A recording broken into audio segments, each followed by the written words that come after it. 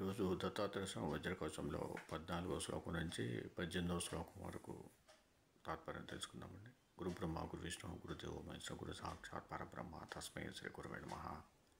14వ శ్లోకం.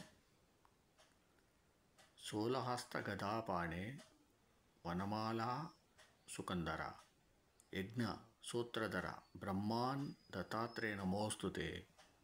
15వ శ్లోకం. క్షరాక్షర స్వరూపాయ పరాత్పరతరాయ చ దత్తముక్తి పరస్తోత్ర దత్తాత్రేయ నమోస్తుతే. 16వ శ్లోకం. దత్త విద్యాయ లక్ష్మీశ దత్తస్యాత్మ స్వరూపిణే గుణ నిర్గుణ రూపాయ దత్తాత్రేయ నమోస్తుతే. 17వ శ్లోకం. శత్రు నాశకరం స్తోత్రం జ్ఞాన విజ్ఞాన దాయకం సర్వపాపశమం యాతి దత్తాత్రేయ నమోస్తుతే. 18వ శ్లోకం. ఇదం స్తోత్రం మహాదివ్యం దత్త ప్రత్యక్షకారం దత్తాత్రేయ ప్రసాదాచ నారదేన ప్రకీర్తితం.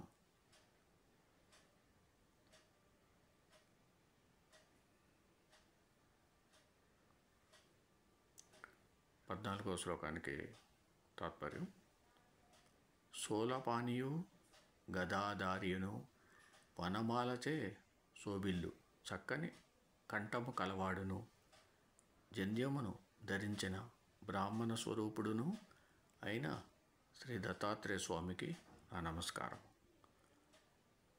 15వ శ్లోకానికి తాత్పర్యం. క్షరము అక్షరము అయిన స్వరూపము గలవాడును పరమాత్మ స్వరూపుడును సర్వవ్యాపియును పరము కంటే పరము అయిన వాడును స్తోత్రము చేయు భక్తులకు సత్వరమే ముక్తి నొసగువాడును అయిన శ్రీ దత్తాత్రేయ స్వామికి నా నమస్కారం. 16వ శ్లోకం తాత్పర్యం. సకల విద్యలను ప్రసాదించువాడును లక్ష్మీపతియును భక్త ప్రసన్నుడై వారికి ఆత్మ సాక్షాత్కారం కలిగించువాడును త్రిగుణాత్మకుడును గుణాతీతుడును నిర్గుణ స్వరూపుడును అయిన దత్తాత్రేయ స్వామి నీకు నమస్కారం. 17వ శ్లోకానికి తాత్పర్యం. ఈ స్తోత్రము బాహ్యమున నున్న శత్రువులేగాక అంతర్గత శత్రువులైన కామక్రోధాదులను నశింప చేయగలదు. ఇది ఇట్లు శాస్త్ర విజ్ఞానాన్ని అటు అనుభవ సాధ్యమైన ఆధ్యాత్మిక జ్ఞానాన్ని కూడా కలుగజేస్తుంది.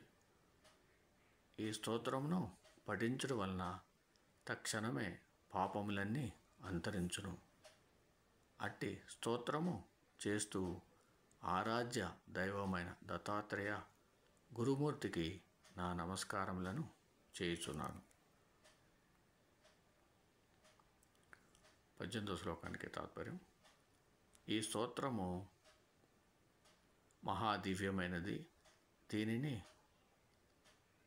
శుద్ధాంతఃకరణతో పారాయణము చేయుట చేత శ్రీ దత్తాత్రేయ స్వామి యొక్క సాక్షాత్కారం తప్పక కలుగుతుంది. దత్తాత్రేయుని అనుగ్రహం చేతనే శక్తిమంతుడై నారదుడు ఈ స్తోత్రాన్ని రచించాడు. ఓం సమ సద్గురు సాయినాథ్ महाराज की जय. ఓం సమ సద్గురు భరద్వాజ్ महाराज की जय. ఓం నమో దత్తాత్రేయ స్వామినే నమః.